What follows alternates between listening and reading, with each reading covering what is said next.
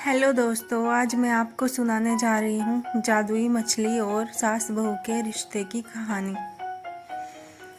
एक छोटे से गांव में एक समझदार और दयालु महिला अपनी बहू के साथ रहती थी। उनकी दोस्ती और समझदारी गांव में मशहूर थी। एक दिन बहू को गांव के पास एक झील में एक जादुई मछली मिल गई। ये मछली जो भी इच्छा करती थी उसे पूरा कर देती थी। बहू ने सोचा, ये मछली मेरे और मेरी सास के लिए बहुत फ़ायदेमंद हो सकती है।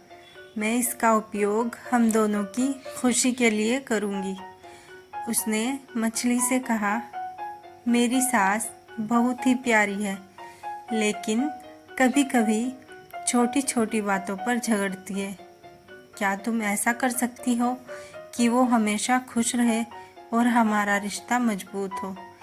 मछली ने अपनी चमकदार आंखों से देखा और कहा, मैं तुम्हारी सास को एक विशेष तोहफा दूंगी जो उनके दिल को छू जाएगा।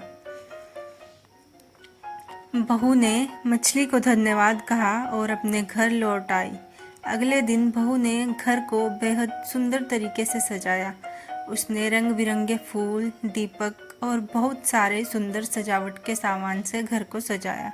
उसकी सास, जो आमतौर पर घर की सजावट पर ध्यान नहीं देती थी, उसने देखा कि घर की हर चीज़ बहुत सुंदर थी। सास ने बहू से पूछा, आज घर इतना सुंदर क्यों है?